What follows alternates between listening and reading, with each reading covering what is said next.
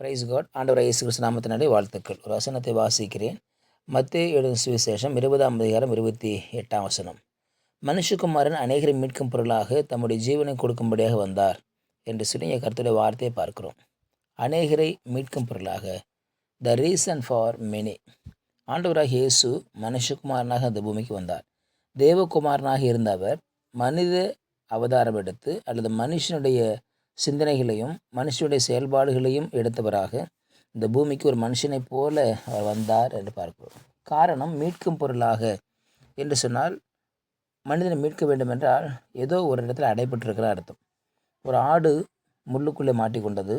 மலைக்கு மேலே ஒரு முள் ஆடு இருக்கும்போது அந்த மேய்ப்பன் போய் அந்த ஆட்டை தேடும்படியாக போனார். போகிற பொழுது அந்த ஆடு ஒரு முட்புதரில் அதை மாட்டிக்கொண்டு சிக்கி கொண்டிருந்தது. ஆக மேய்ப்பன் அந்த ஆட்டை எடுக்கும்படியாக விரும்பி தன்னுடைய சரீரத்தையும் தன்னுடைய ஜீவனையும் கூட அவர் பொருட்டாக எண்ணாமல் அந்த ஆட்டை உள்ளே போய் அந்த ஆட்டை மீட்டு கொண்டு வந்தார். ஆக மனிதன் இன்றைக்கு எதில் மாட்டிக்கொண்டிருக்கிறான்? மனிதன் ஏதோ ஒரு சிறைக்குள் இருக்கிறான். மனிதன் ஏதோ ஒரு கைதி போல் இருக்கிறான். மனிதன் ஏதோ ஒரு அடைக்கப்பட்ட இடத்துல இருக்கிறான். ஆகவே அவனை வெளியே கொண்டு வருவதற்கு இன்றைக்கு ஒரு காரியம் தேவைப்படுகிறது. ஒரு நபர் தேவைப்படுகிறார். அவர் மூலமாகத்தான் மனிதனை மீட்க முடியும் என்று பார்க்கிறோம். ஆகவே சிறைப்பட்டு கிடக்கிறவர்களை விடுதலையாக்கவும் என்று ஏசாயால சொல்லப்பட்டிருக்கு.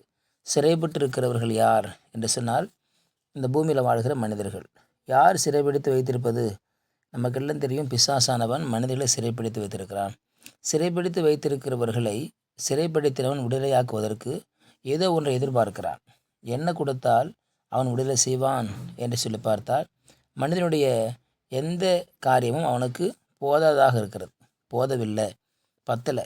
ஆனால் அப்போது அவனை எப்படி விடுதலையாக்க வேண்டும் என்று பரலோகம் நினைத்த பொழுது தன்னுடைய செல்லக்குமாரன இயேசு கிறிஸ்துவை இந்த பூமிக்கு அனுப்பும்படியாக பரலோகம் விரும்பினது. ஆகவே ஆண்டவராக இயேசு இந்த பூமிக்கு மீட்கும் பொருளாக வந்தார். மீட்கக்கூடிய ஒரு உன்னதமான ஒரு பொருளாக இந்த பூமிக்கு இயேசு வரவேண்டியதாக இருந்தது. ஆகவே தான் இந்த பூமிக்கு வந்தார். இந்த பூமியில் மீட்கும்படியாக வந்தார். ஜீவனை கொடுத்து மீட்பதற்காக வந்தார். ஜீவனை கொடுத்தார். ஜீவனை கொடுத்து ஒரு மனுஷனை மீட்பதற்கு ஜீவனை கொடுக்க வேண்டும். ஒரு மனுஷனை விடுதலை வைப்பதற்கு ஜீவனை கொடுக்க வேண்டும் என்பது தேவ திட்டமாக இருந்தது. ஆகவே இந்த பூமியில் மனிதனை மீட்பதற்காக தன் ஜீவனை கொடுத்தார். அவன் கட்டி வைத்திருக்கிற அடைப்புகள், அவன் கட்டி வைத்திருக்கிற பாடுகள், அவன் போட்டிருக்கிற சங்கிலினால் மனிதன் அடைக்கப்பட்டிருக்கிறான். பாவம் என்கிற சங்கிலி, பொல்லாப்பு என்கிற சங்கிலி, இச்சை என்கிற சங்கிலி, பிசாசு, விக்கிரகாராதனை என்கிற ஒரு சங்கிலி, இப்படி பல காரியத்தினால பிசாசு மனிதனை அடைத்து வைத்திருக்கிறான் அல்லது அடை போட்டு வைத்திருக்கிறான் என்று சொல்லி பார்க்கிறோம். அவனிடத்தில் விடுதலையாக்குவதற்கு ஒரு மீட்கும் பொருளாக இயேசு வர வேண்டும்.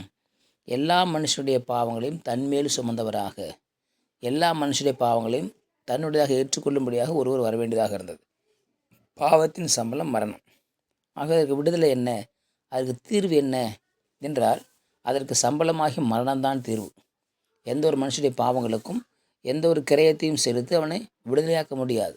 ஒன்றே ஒன்று, அவன் மரணத்தை தான் ருசி பார்க்க வேண்டும், தண்டனை தான் பெற வேண்டும். இப்படிப்பட்ட சூழ்நிலையில் உலகத்தின் பாவங்களை சுமந்திருக்க தேவாட்டி குட்டியாக இயேசு அவர் எல்லாருடைய பாவங்களையும் மீட்கும் பொருளாக வந்தார். எல்லாருடைய பாவங்களை சுமப்பதற்காக வந்தார். எல்லாருடைய சங்கிலிகளை அறுக்கும்படியாக வந்தார். வியாதி என்கிற சங்கிலியை அறுக்க வந்தார். பொல்லாப்பு என்கிற சங்கிலியை அறுக்க வந்தார். கடன் என்கிற சங்கிலி அவர் விடுவிக்க அறுக்க வந்தார். இப்படி ஆண்டவராகிய இயேசு பல காரியத்தில் விடுதலை கொடுக்கும்படியாக வந்தார் என்று பார்க்கிறோம். மீட்கும் பொருளாக அவர் மனிதனை மீட்டார். மீட்கும் பொருளாக இயேசு சிலுவையில் தொங்கினார், ரத்தம் சிந்தினார். அவர் மரிக்கிற பொழுது பிசாசு எவ்வளோ சந்தோஷப்பட்டிருப்பான் அப்படின்னா அதுக்கு அளவே இருக்காது. காரணம், ஏதோ ஒருவர் வந்தார், மரித்தார், முடிஞ்சு அப்படி யோசிச்சுட்டு இருந்தான். அல்லது இந்த பூமியில் எனக்குன்னு ஒரு எதிரி இருந்தார், அவர் தான் இயேசு. அவர் இன்றைக்கி மரிச்சிட்டாரு, இனி எனக்கு இந்த பூமியில் எதிரியே கிடையாது, நான் தான் எல்லாம் என்று யோசித்திருக்கலாம். ஆனால் மரித்த அவர் மீண்டும் எழுந்தார். மீண்டும் எழுந்தார், ஜீவனை கொடுத்தார். ஜீவனை மனுஷனுக்கு தன் ஜீவனை கொடுத்து மனுஷனுடைய ஜீவனை காப்பாற்றினார். ஆனால் யோவான் 10:10 வாசிக்கிறோம், திருடன் திருடவும் கொல்லவும் அழிக்கும் வருகிறான் என்று ஒரு வென்றுக்கு வரான் என்று எழுதப்பட்டிருக்கிறது. வேறு ஒன்றுக்கும் வரான்.